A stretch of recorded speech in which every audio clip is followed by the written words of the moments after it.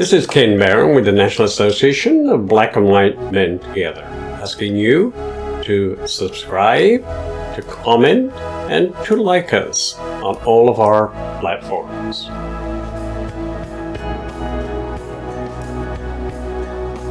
Today's story is about the Great Replacement Theory, which is not new, and we'll talk about today. What's happened last weekend, and it was in El Paso, Pittsburgh, and we'll talk about Charleston and Christchurch, New Zealand. And before that, we'll talk about the Great Replacement conspiracy theory, which appears to inspire yet another mass shooting. And the theory says that the elites are using government policy to replace white people with non-white and non-Christian ones. This has prompted concerns about the radicalization power of social media sites like YouTube and Twitch, and has become a major theme on some primetime shows. The Great Replacement conspiracy ideas are far older than now. It has repackaged the reactionary ideas and anxieties that have fed nativism, racism, and anti-Semitism in the United States and Europe for centuries. These ideas were embedded in legal systems and political institutions and enforced through a blend of state and extra-legal violence. Jim Crow laws, for instance, have the veneer of non-violent system of legal segregation, but required both police brutality and the violence of the Ku Klux Klan to keep the system in place. Looking back into history, racist conspiracy theories fueled programs and insurrections across the late 19th century South, and in the 1910s spread yellow peril, talk of an imminent attack from places like China and Japan. At the turn of the century, the Great Replacement conspiracy theory allowed obsessions over falling birth rates of white Americans and the mass immigration of people from Southern and Eastern Europe, who at the time were not considered fully white. Both birth rates and immigration are central themes of Great Replacement conspiracy theories.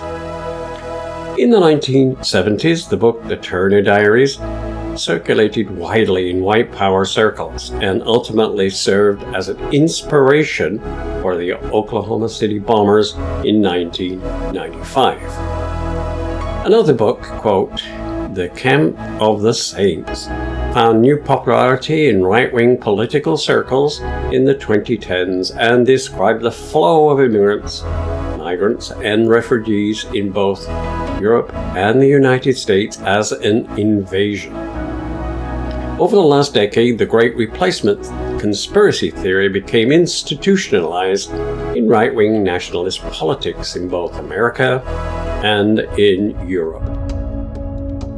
And that's where the seeds of pan-European movement is there to oppose migration, especially non-white and Muslim migrants emerged. The conspiracy theory is nimble enough, apparently, to cross borders. But getting conspiracy theories like the Great Replacement into the mainstream took work.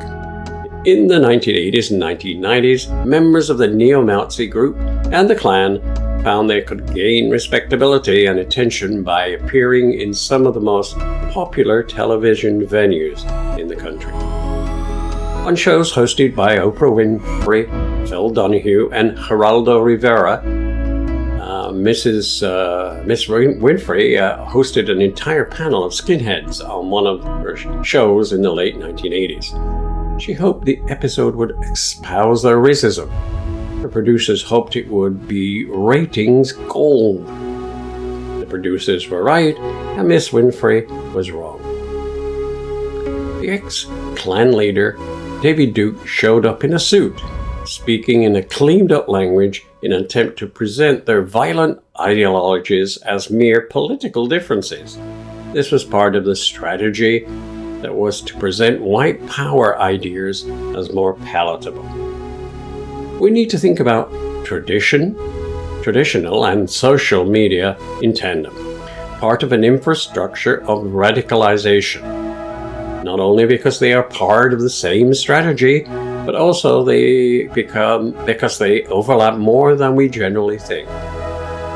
For instance, Tucker Carlson's content on social media, where clips circulate regularly in right-wing and far-right spaces, and ideas from more extreme parts of the internet often find their way onto his show. Carlson has refashioned himself into a right-wing economic populist who emphasized and empathized with people's financial struggles, then offers pungent conspiracy theories to explain their plight. By arguing that white Americans face economic and cultural decline purposely engineered by political elites, Carlson plays an important role in spreading and legitimizing the Great Replacement conspiracy theory and other white supremacist ideas. A recent AP NORC poll showed that nearly a third of Fox News viewers believed in the Great Replacement conspiracy theory. Carlson has no desire to remove his show from the infrastructure of radicalization, no matter how important a role it plays. And as the massacres continue, that becomes an ever more damning decision. Here at the National Association of Black and White Men Together, we are anti-racism as an organization and committed to fostering supportive environments where this racial and cultural barriers can be overcome and the goal of human equality realized. Please join us in Minneapolis for our 2022 convention, July 6th through the 9th, to learn more about our work. I thank you so much